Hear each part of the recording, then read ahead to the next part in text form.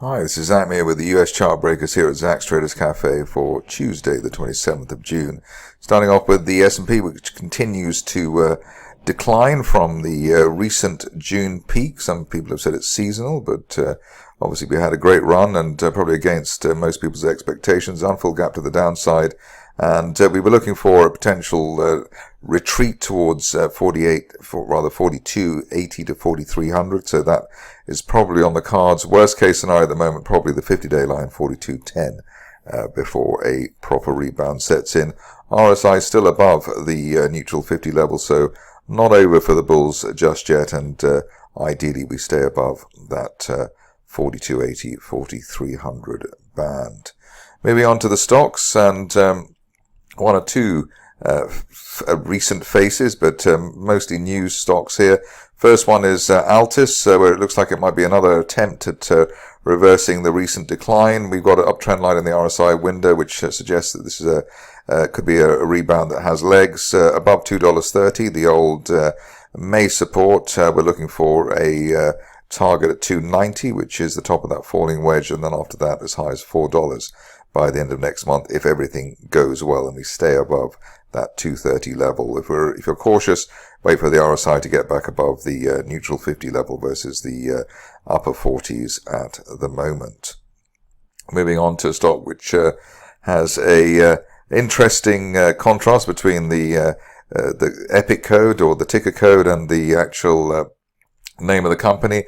Acelyrin is the company, and in this case we've broken through neckline resistance there around $20.70. Above that, looking for the top of that rising trend channel from back in May, as high as $30 over the next month or so, maybe by the end of next month. The key here, though, as I said, is holding that neckline resistance at $20.72. If we can hold that over the next few sessions, then $30 plus could be on the cards.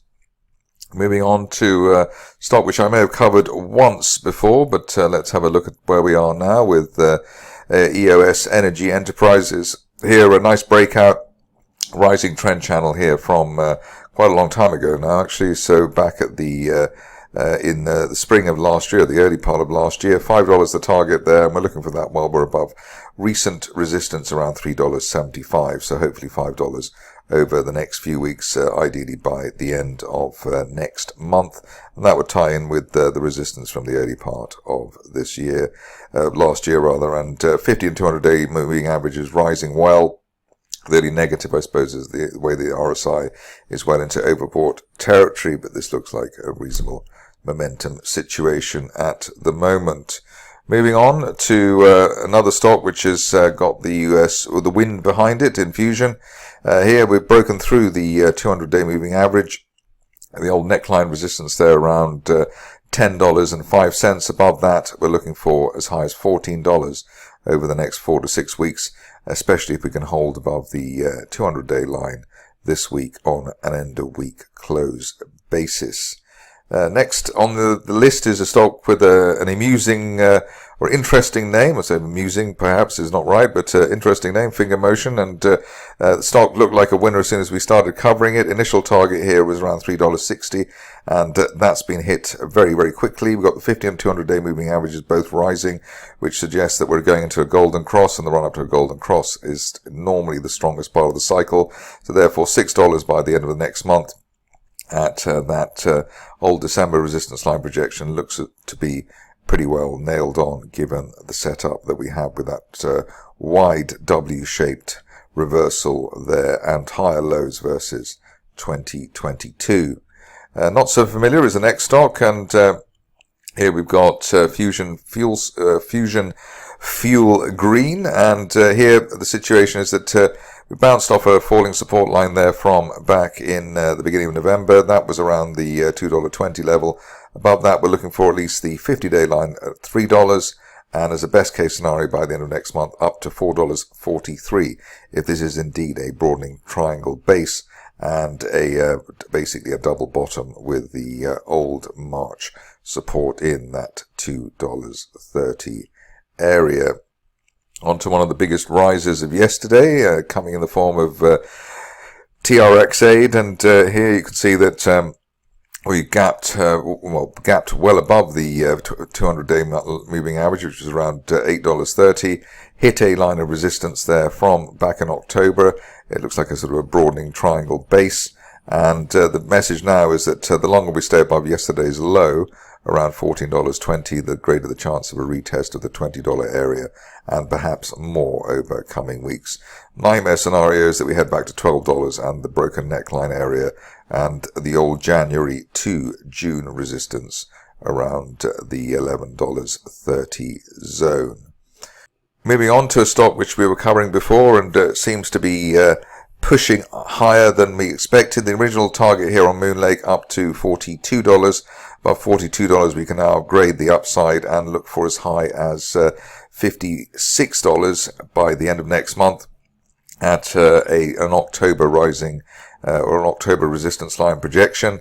At this stage, only back below yesterday's support around the $39 level would really delay the prospect of $55 plus over coming weeks.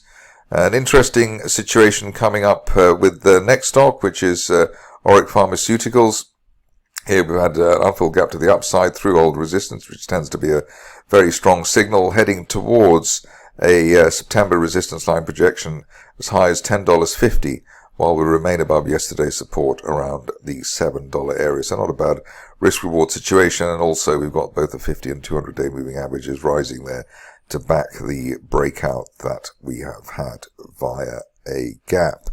One of our favorites in the recent past has been Soundhound, not only because of the amusing name, but also because of the rising trend channel that the shares have been rising within over the last few weeks. And it's a nice slow burn higher, which is always welcome. Above recent support around the $3.50 area, looking for as high as $6 by the end of next month. And maybe the AI handle in the stock is helping shares push higher. And obviously we're still below the old peak, the initial 2023 peak for the shares. So perhaps some more ground to go. On to the last two, and first one is Shengfeng. Here you can see that shares are within a rising trend channel. We actually hit the top of that first trend channel there around $11.80. We're looking for $12, so didn't quite get it this time. Break of $12 could take us up to as high as $16.60 by the end of next month, but obviously there's a bit of work to do in terms of getting through that $11-12 band and then breaking higher from there. But the setup at the moment looks reasonable.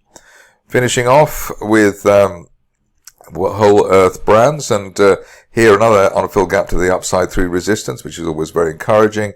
The old resistance around $3.55, above that looking for as high as $6 by the end of next month, and ideally we don't trade back below the 200-day line currently at $3.37. That's it from me today. More updates tomorrow.